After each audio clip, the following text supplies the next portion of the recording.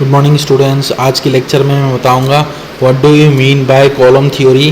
तो column theory शुरू करने से पहले मैं आप लोगों को ये बताऊंगा कि कॉलम्स एंड स्ट्रट्स के बीच में क्या डिफरेंस होती है। देखिए, a strut is a one type of member of structure which carries an axial compressive load. ठीक है, कोई भी अगर स्ट्रट क्या होता है, कोई भी एक मेंबर होता है जो कंप्रेसिव लोड ले सके, उसी मेंबर को कोई भी member of structure which carries an axial direction में अगर कोई भी मेंबर अगर हॉरिजॉन्टल डायरेक्शन में हो चाहे वर्टिकल डायरेक्शन में हो, अगर कंप्रेसिव स्ट्रेस ले सकते हैं उसको हम लोग बोलेंगे स्ट्रट। लेकिन अगर कोई भी स्ट्रट वर्टिकली मतलब वर्टिकल पोजीशन में है तो उसको हम लोग बोलेंगे, उसी स्ट्रट को कॉलम बोलेंगे। जैसे हम लोग की घरों में कॉलम्स होते हैं because they are the vertical members. उसके बाद नेक्स्ट है a long slender column becomes unstable. कोई भी लॉन्ग कॉलम या स्लेंडर कॉलम का मतलब होता है पतला column, becomes unstable when each axial compressive load reaches a value called the critical buckling load. देखिए, कोई भी कॉलम अनस्टेबल बन जाता है जब उस कॉलम में जो भी कंप्रेसिव लोड होते हैं वो किसके वैल्यू के समान हो जाता है, द क्रिटिकल बकलिंग लोड के कारण। क्योंकि क्रिटिकल बकलिंग लोड पहुंचने के टाइम पे कोई भी कॉलम अगर स्ट्रेट पोजीशन पे इस तरीके से होता है तो वो क्या हो जाएगी, बकल हो जाएगी, मतलब बेंड हो जाएगी, क्योंकि ये स्लेंडर कॉलम्स होता है। उसके बाद अनस्टेबल हो जाता है finally columns because of the critical buckling load. उसके बाद दिया हुआ है if a beam element is under a compressive load and each length is of the and each length is an order of magnitude larger than either of each other dimension, such a beam is called as columns. इसका मतलब क्या है, कोई एक हम लोग beam मानेंगे जिस बीम में हम लोगों ने कंप्रेसिव लोड लगाया और कोई एक डायरेक्शन दूसरा वाला डायरेक्शन से बहुत ही ज़्यादा लंबा है तो उसको हम लोग बोलेंगे कॉलम्स। तो कॉलम्स हम लोग के वर्टिकल मेंबर है कि अगर कॉलम्स की देखा जाए ब्रेथ एंड विड्थ जो होते हैं वो बहुत ही कम होते हैं in comparison to the length.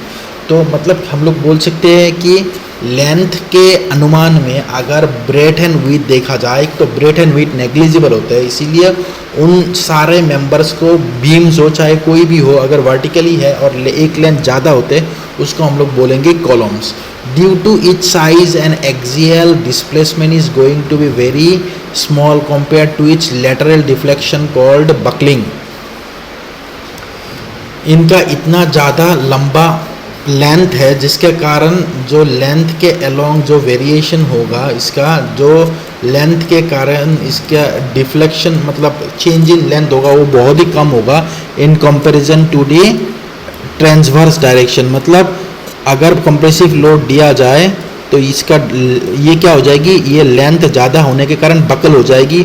और अगर डिफ्लेक्शन देखा जाए तो इतना डिफ्लेक्शन प्रोड्यूस हो रहा है ट्रांसवर्स डायरेक्शन में, लेकिन लॉन्गिट्यूडिनल डायरेक्शन या एक्सियल डायरेक्शन में जो भी इसका लेंथ मतलब डिफ्लेक्शन है वो बहुत ही नेग्लिजिबल होते हैं in comparison to the transverse direction. उसके बाद बकलिंग उसके बाद ये देखना ये है, buckling does not vary similarly with load, it occurs suddenly and is therefore very much dangerous। तो यही बोला गया है कि बकलिंग जो है वो लोड के ऊपर डिपेंड नहीं करता है। कभी कभार क्या होता है, अचानक से पतला कॉलम होने के कारण ये बकल हो जाता है जो कि अचानक होने वाला फेनोमेनन है, जिसके कारण इसके कारण बहुत ही दिक्कत हो सकता है, बहुत डेंजरियस हो सकता है बकलिंग। उसके बाद स्लेंडरनेस रेशियो क्या होता है, the ratio between the slenderness ratio का मतलब होता है slenderness ratio is denoted by lambda which is equal to the KL by R minimum. Slenderness ratio को हम लोग KL बाय R मिनिमम से डिनोट करते हैं। Effective length by the minimum radius of gyration, the ratio between the length नहीं है, effective length and the least radius of minimum radius of gyration. What is elastic buckling, buckling with no permanent deformation is known as elastic. Elastic का मतलब क्या है कि कोई भी एक चीज़ वो लोड रिलीज करने के बाद जो अपना पोजीशन पे आ जाता है वही हो गया इलास्टिक। अब बकलिंग, अगर इलास्टिक बकलिंग का मतलब क्या है, बकल करने के टाइम पे अगर लोड के कारण बकल हो रहा है वो, और वो अपने आप क्या हो जाएगी, लोड हटने के बाद वो अपने आप अपने पोजीशन पे पहुंच जाएगा without any kind of permanent deformation, is known as elastic buckling. Euler buckling is only valid for, जो यूलर्स, एक्चुअली कॉलम थ्योरी में मैं यूलर्स थ्योरी के बारे में पढ़ाऊंगा, बहुत ही इंपॉर्टेंट टॉपिक है Euler's buckling. So Euler's buckling is only valid for long columns and slender columns as subjected to the elastic region. For short columns as a differentiate of equation must be used. So ये चीज़ ध्यान रखना है कि Euler का जो equation है वो सिर्फ long columns and slender columns के लिए ही वैलिड है। ये पॉइंट बहुत ही इंपॉर्टेंट पॉइंट है। उसके बाद नेक्स्ट है what is critical load. The critical load is the load value at which the structure is in equilibrium regardless of the magnitude of the angle provided it stays small. Equilibrium में जो भी रहे वो हो गया critical load. Critical load is the only load for which the structure will be equilibrium in the disturbed position. At the value restored, effect of the moment in the spring matches the buckling effect of the axial load, represents the boundary value between the stable and the unstable condition. उसके बाद next है if the axial load is less than the critical load the effect of the moment in the spring dominates and the structure return to its vertical position after a small disturbances called as the stable condition. इसका मतलब क्या है, जो critical load है, अगर critical load से ज़्यादा होगा वैल्यू तभी एक कॉलम परमानेंट डिफॉर्मेशन प्रोड्यूस करेगा, लेकिन क्रिटिकल लोड के वैल्यू जो है वो मैक्सिमम वैल्यू है तब तक क्या होगा, कोई भी परमानेंट डिफॉर्मेशन प्रोड्यूस नहीं होगा, ये क्रिएट नहीं होगा कोई भी बीम पे। उसके बाद नेक्स्ट है if the axial load is larger than critical load the effect of the axial force predominant and the structure buckles unstable. ये जैसे मैंने अभी बता कर रखा हूँ, स्ट्रक्चर क्या हो जाएगी, बकल हो जाएगी permanently. Because of the large deflection caused by the buckling, the least moment of inertia can be expressed. The moment of inertia is equal, देखिए minimum radius of gyration root over k is equal to I by minimum radius of gyration is equal to root over I by a होता है। तो देखा ये जाता है कि moment of inertia will be equal to the a into the k square, where a is the cross sectional area, r is the moment radius of gyration of the cross section, and I is the moment of inertia. उसके बाद ये भी देखना है, note that you have to note that the smallest radius of gyration of the column that is the least moment of inertia, क्योंकि radius of gyration r, radius of gyration r is equal to root over I by a।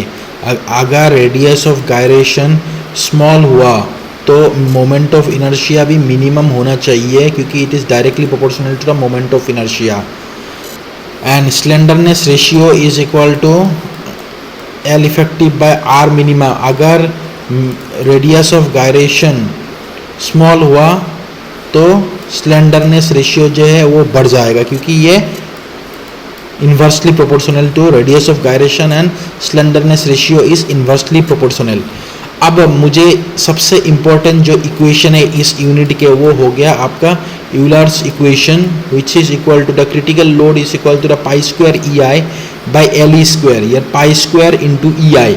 ई आई को हम लोग बोलते हैं flexural rigidity. Young's modulus of elasticity into the moment of inertia is known as the flexural rigidity. Pi square into E I by effective length square. अब effective length जो है इसके ऊपर हम लोग को ध्यान देना है, क्योंकि इफेक्टिव लेंथ जो है ये इफेक्टिव लेंथ बाउंड्री कंडीशन के ऊपर डिपेंड होता है कि कौन कौन सा बाउंड्री कंडीशन है, उसी के ऊपर वो चेंज होते रहेगा।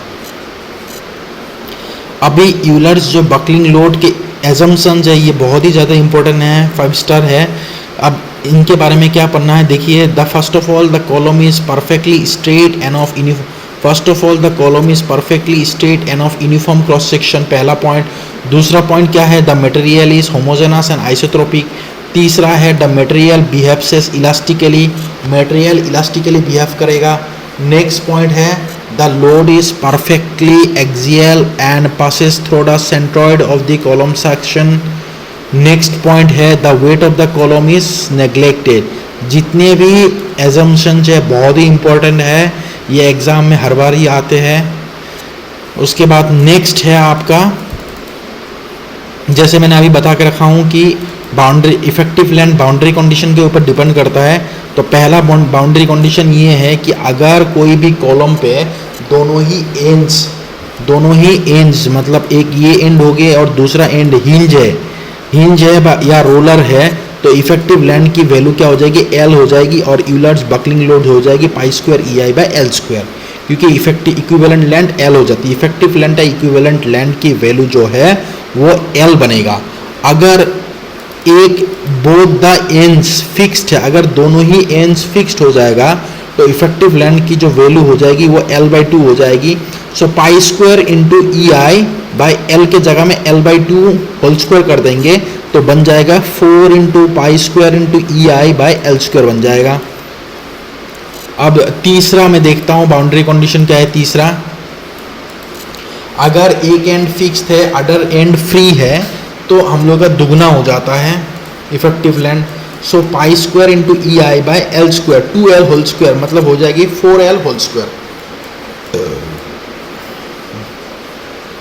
उसके बाद फोर्थ बाउंड्री कंडीशन देखेंगे, अगर एक एंड फिक्स्ड है एक एंड हिंज है तो L/√2 बन जाएगा। इसमें इफेक्टिव लेंथ बन जाएगा L/√2। अब इसको L/√2 होल स्क्वायर करेंगे तो L स्क्वायर बाई 2 ऊपर बन जाएगा। सो फाइनली L/√2 को हम लोग लिख सकते हैं 0.707 भी लिख सकते हैं। तो फाइनली जो भी क्रिटिकल यूलर्स बकलिंग लोड या यूलर्स क्रिटिकल लोड जो है वो इफेक्टिव लेंथ के दोनों एजेस का बाउंड्री कंडीशन के ऊपर डिपेंड करता है, सबसे इंपॉर्टेंट पॉइंट। उसके बाद नेक्स्ट है slenderness ratio of the column. Slenderness ratio is equal to lambda which is equal to the KL/R minimum. Effective length by R minimum. अब critical load is equal to pi square EI by L square. अब देखा जाए या तो इसको ऐसे भी हम लोग लिख सकते हैं, तो pi square into EI by L square का जगह में pi square into AE by lambda square, effective length by L whole square. दो टाइप ऑफ इक्वेशन, या तो pi square EI by L square या तो pi square AE by lambda square. जो भी है इसको हम लोग लैम्डा लिख सकते हैं, मतलब स्लेंडरनेस रेशियो लैम्डा स्क्वायर लिख सकते हैं नीचे के टर्म को, डिनोमिनेटर को।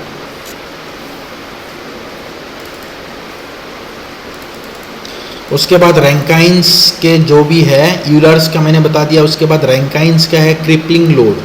रैंकाइंस, अब देखिए जो रैंकाइंस थ्योरी है, Rankine's theory is applied to both the short columns as well as short struts as well as columns.